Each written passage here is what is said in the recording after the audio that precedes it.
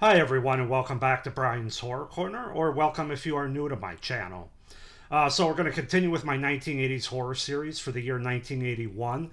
And the movie we're going to take a look at today is one that I streamed. Now, I don't know how many of you know, but I do have Shudder. I have a subscription. Is subscription the right word? Or a membership to Shudder. Which you don't, if you don't know, that's like a horror thriller streaming service. They have all kinds of movies and TV shows on it. And the movie that I was going to do for this review was on there up until about a week ago. I found out today.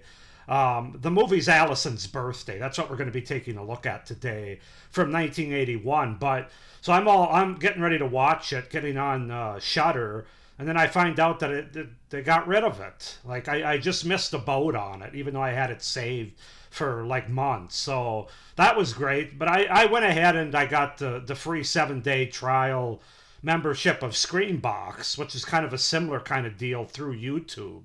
And I watched Alison's Birthday on there. So it is a stream movie. I don't have a physical copy of it. It's from 1981, almost 1982. This movie came out December 26th, the day after Christmas, 1981. And it's a movie I hardly knew anything about. I didn't even know it existed, frankly, until I looked at my 1981 horror movie list for this series. And yeah, it's I'm not afraid to say up front, it's a bit of a hidden gem in my opinion. So let's just go ahead and get into Alison's Birthday. So Alison's Birthday is a 1981 Australian horror film, a little Ozploitation.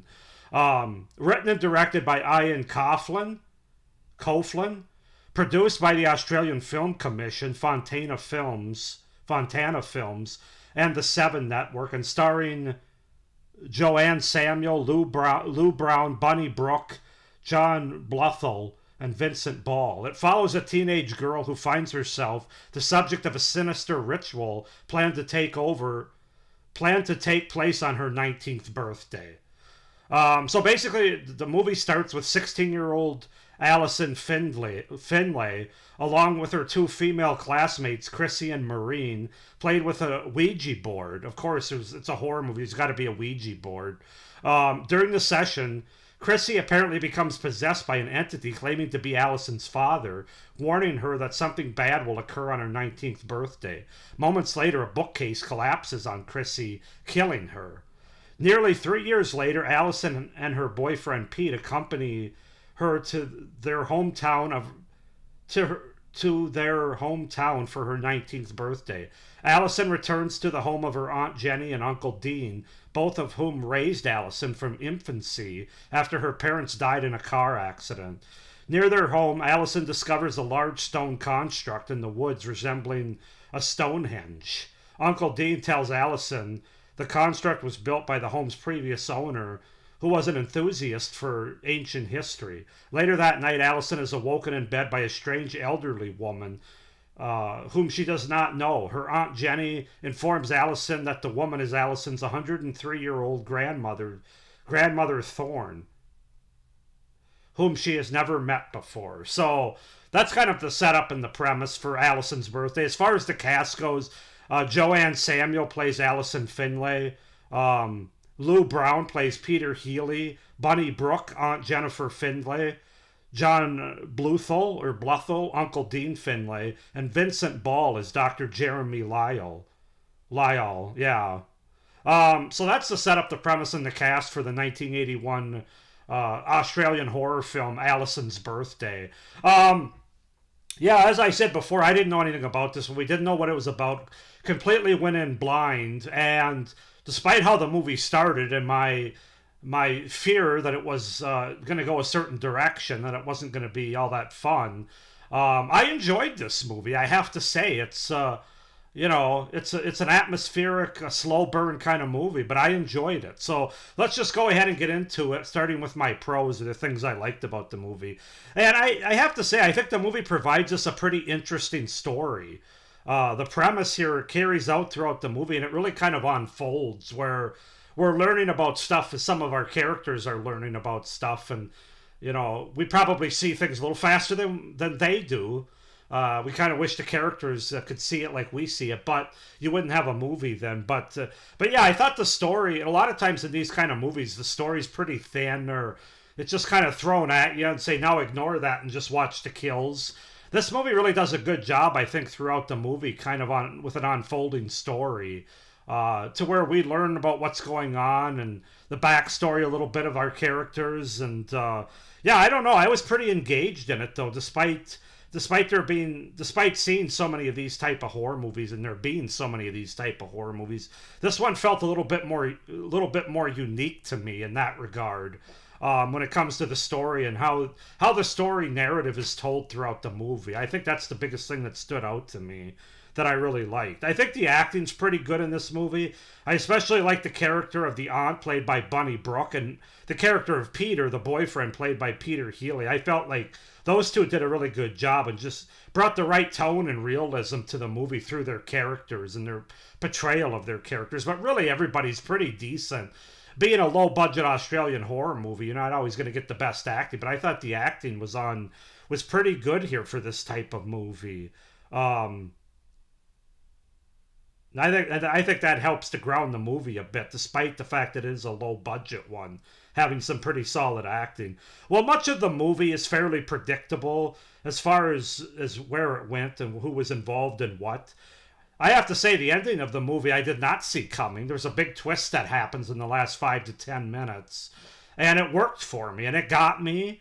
And it's a very dark and kind of heartbreaking twist, frankly, that I didn't see coming. And I appreciate the fact this movie doesn't take the Hollywood ending. If you know, you know. With certain Hollywood horror movies, this movie doesn't do that. It kind of no, this is a horror movie and we're going to see it as a horror movie kind of thing. And so I really like the ending of this movie. The best thing I could say about this movie, even if you're not somebody that's really into slow burn movies, you do get a really good payoff in this movie. A lot of times you're kind of left underwhelmed or unsatisfied when it comes to the payoff as you sat through 60, 90 minutes of a movie. And then you're kind of like, that's it. That's not really the case with this movie. Like I said, the story unfolds well, and then the payoff is even better in the end. And yeah, that's really enjoyable. That was probably my favorite part of the movie. In part, like I said, because I didn't see it coming, and I thought they set it up really well. But it is very dark and kind of heartbreaking.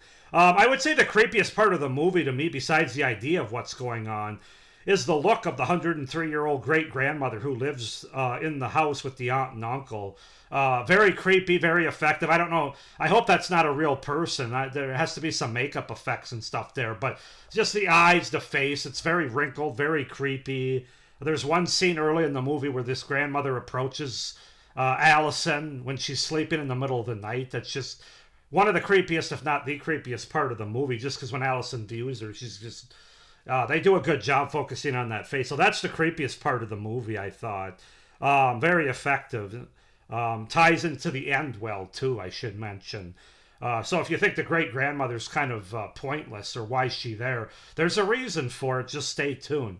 I thought the overall movie had good atmosphere in it. Again, it's one of these slow burn folk horror movies with an, you know, with the let me start over. I thought the overall movie had good atmosphere with bouts of an unfolding story, musical cues, and the overall look of it. I thought it really makes it a good watch, a better watch than I was expecting, frankly. And my final pro is they don't go the cheap route and give us cheap jump scares. There's not a cat in the house that jumps out from behind the couch or behind a doorway or anything like that. So I always give a movie a plus for that. So those are my pros for Alison's Birthday. Getting into the cons, it's more of a warning. You just kind of have to know what kind of movie this is. It's definitely a slow burn kind of movie. There's no blood or gore. There's no body count. No sleaze to this movie. It's more of a folk horror lore, not love, but lore kind of story. There's a lot of folklore going on. It has a slow build up. It's kind of a character piece kind of movie with some exploration there. So just kind of know that going into it before you watch it, that if you're looking for a splatter fest or a sleaze fest or something that's going to give you a lot of action, this probably isn't going to be your movie. But if you like a slow burn horror movie, particularly one that pays it off in the end, like I believe this one does, then definitely check it out. There are some obvious low-budget aspects to the movie, especially in the opening prologue scene. where they used some effects having to do with the Ouija board. I thought those were pretty clumsy and kind of awkward, and you could tell that it was a low budget movie. They couldn't really afford like big practical effects or anything. Also, there's one character is possessed by another character. That kind of looked like she was constipated when she was trying to talk. This other character was trying to talk through her. So that didn't really come across all that great. That's actually when I first started watching the movie and I saw that scene, I was like, oh god, this is what it's gonna be. Please tell me it's gonna get better than this, but it does. So I can say that. I thought the movie though overall could have been shortened by 5 to 8 to 10 minutes. Nothing big, not like any big long scenes or anything, but just a little short, shorten up a scene or a shot here, a little bit, excuse me, a little bit more editing there. Again, part of the low budget aspect of the movie. And then finally, overall, I thought a lot of the movie was predictable, as I mentioned before. Not the ending, not the last third or the last 15 minutes, but like as the movie's unfolding and Alison goes to visit her aunt and uncle, it's kind of obvious if you've watched enough horror movies what's going on. You can tell there's something off about her aunt and uncle, and how her and Peter don't realize it right away. He kind of does right away, but she doesn't. Just their demeanor, the way they are so hell-bent on her staying with them and not visiting Peter. You know something is up there, so there is some predictability to the movie. But like I said, it still has a good build-up and payoff overall. But it does take the characters a bit longer to figure it out than we do, which I understand. You don't really have a movie otherwise. So that's Alison's Birthday from 1981. I'm going to give this movie a 7.5 out of 10. I think for it's kind of an underrated gem, a movie that I'm not necessarily going to go out and buy it because when I did some browsing, I see it is kind of spendy. I'm guessing it's out of print. I saw it for 20, 30, even 40 bucks. I mean, I wouldn't mind having it in my collection, but I'm just not going to spend that right now. Especially now that I got a screen box. Well, of course, that's only a 7-day trial. I'm probably going to cancel it. My point is, this is a good underrated 1981 horror movie that a lot of people don't know about, including me before I watched this. I would recommend checking it out. You can stream it. Well, you can't stream it on Shudder anymore, and it's not on YouTube straight up. You got to get Screenbox, and I think there's a couple other services. I can't remember what they are now. You're gonna have to look them up. But Alison's Birthday from 1981, 7.5 out of 10. Check it out if you like a slow burn with a good payoff. Please like this video, hit the little notification bell, and subscribe to my channel if you haven't already, so you don't miss any of my upcoming reviews for this 1980s horror series for 1981 specifically right now. I hope everybody's doing well so far this year. I hope you're enjoying this series. And as always, stay scared. Bye.